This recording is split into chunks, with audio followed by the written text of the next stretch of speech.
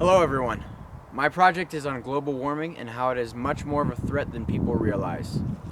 Global warming is best described as a gradual increase in the overall temperature of the Earth's atmosphere, generally attributed to the greenhouse effect caused by increased levels of carbon dioxide and other pollutants.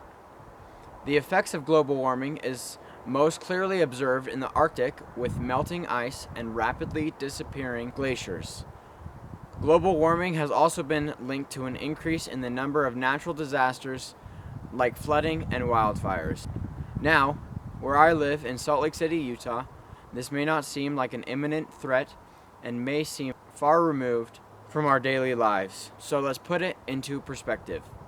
One thing we do have in the Salt Lake Valley are inversions.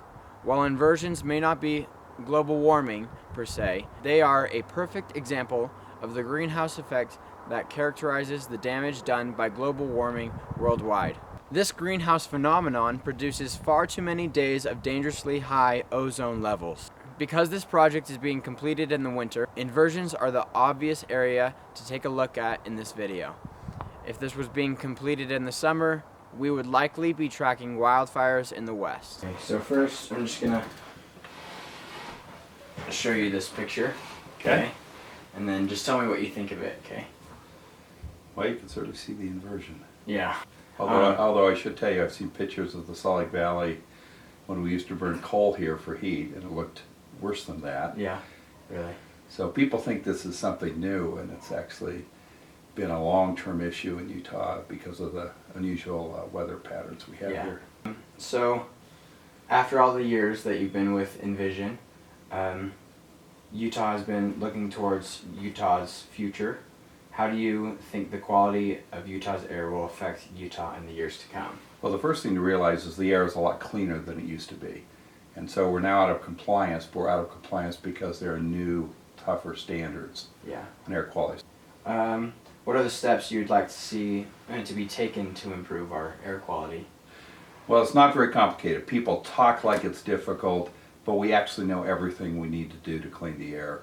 And most of it's about adopting and using new technologies that are available to us. For example, there's a new kind of car called a Tier 3 car, and those cars are 80% cleaner than the cars we're currently driving.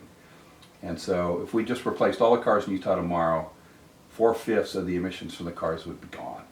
And so cleaner cars is the first thing we all need to do, and how fast it gets clean will depend on our buying habits, particularly of automobiles. Finally, in the long term, what do you think the economic consequences of Utah's poor air quality will be? It depends on us. Yeah. But sometimes we think my actions won't matter, and you think your actions won't matter. We all need to do it together. If we do, it'll take us a few years, and we'll be in compliance with the new standard, and it won't have much effect.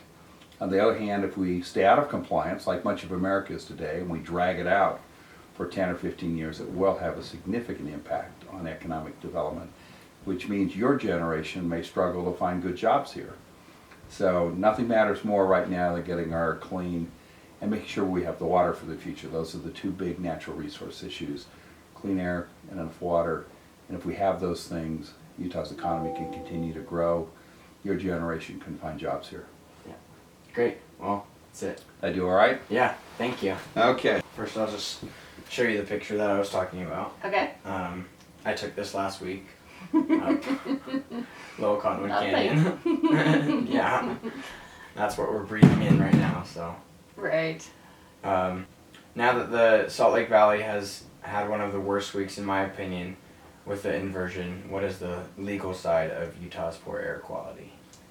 Well, so the major consequences in terms of the Clean Air Act, because the Clean Air Act is the governing federal statute that sets limits on how high certain pollutants can be. And one of those pollutants is the particulate matter that is in large part responsible for what we see out the window and what we see in your picture. Yeah. So if we are violating federal standards on a regular basis, that is, if we have too much of that pollutant, then we will be what's called a non-attainment area, which means that we're not meeting those federal standards. And when that happens, the federal government has more authority to act and to preempt what the state is trying to do. Personally, I'm glad to see it happen. If it's going to happen over the course of the winter, I'm glad to see it happen during the legislative session, right? Yeah. Because we need our legislators to be focused on that, and we need people to be focused on it so that they can put pressure on the legislature to take the steps that are necessary. How can Utah promote stronger goals to better air quality? Some of what we can do are individual actions, right? We can carpool on days where it looks like this. And carpool is a little bit tricky because a lot of the pollution comes when you first turn on your car, when you're heating it up. Okay. So if you drive to, the train station, of course you're not polluting the whole time you're on the train, but you're polluting, right? Damage is done. Exactly, like as you warm up your car to get there. Okay, You're thank welcome. you very much. Yep. First, I'll just show you a picture that I took with the inversion.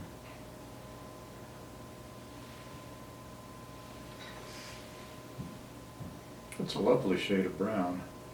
Where were you when you took that? I was just on top of like Seven Sisters, right below Tanner's Flat. It's amazing that you obscured almost entirely the Oka Range on the other side. Yeah.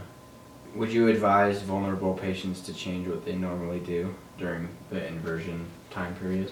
Oh, certainly. Yeah. If you're a person who has other or problems with heart or lung function that make it difficult for you to get enough oxygen circulating in your bloodstream to meet the needs of the body, these are the people who shouldn't be exerting themselves. That's what I referred to earlier. Yeah. If you're on the borderline and you're doing something that causes or that requires physical exertion, and it's not allowing you to actually make up the difference of what you need, getting oxygen delivery into the tissues, that could be life-threatening. The hard thing is to know what to do about it. I mean, I got a letter from Robert Spendlove. You know who Robert Spendlove is? Yeah.